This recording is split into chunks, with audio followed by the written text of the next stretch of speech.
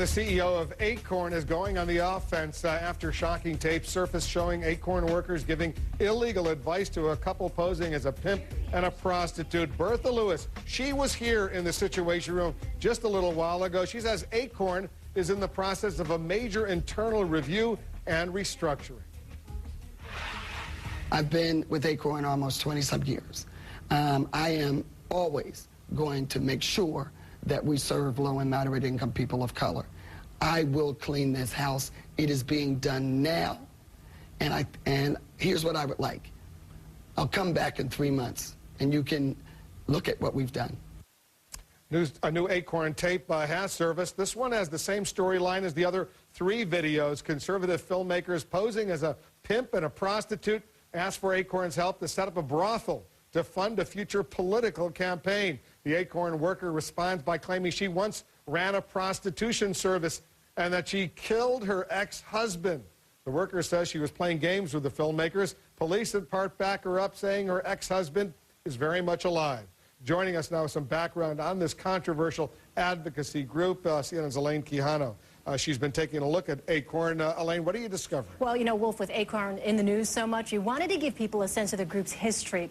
ACORN itself was started back in 1970 in Little Rock, Arkansas, by a man named Wade Rafke. He's no longer the group's chief organizer, but he sat down for an interview with CNN to give his perspective on the organization.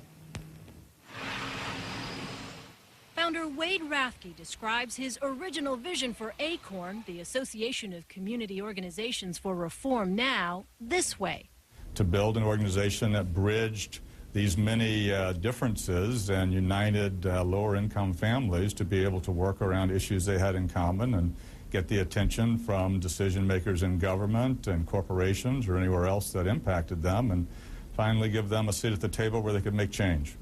ACORN now claims to be the nation's largest grassroots community organization of low and moderate income people, claiming over 400,000 member families organized into more than 1,200 neighborhood chapters nationwide. Through the years, the group has taken on a host of issues, including demonstrating against the Bush administration's tax cuts, protesting FEMA's response to Hurricane Katrina, and boosting home ownership. But a series of controversies has marred ACORN's reputation.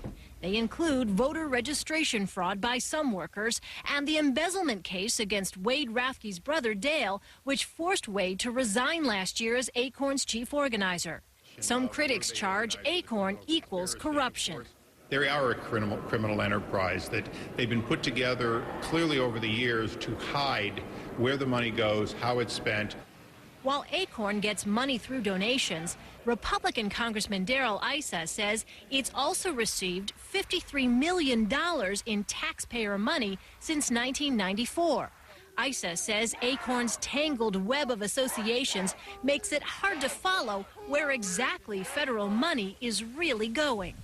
But Wade Rafke chalks up accusations against ACORN to politics. And frankly, some level of power in an organization like ACORN is very threatening to some people. I can't explain why, but I know that that is the case. Now, the Senate this week voted to cut off ACORN's funding from the Departments of Transportation and Housing and Urban Development. And top Republicans, Wolf, are urging President Obama to extend that to include money from all federal agencies. Elaine, thanks very much. Learning more about ACORN.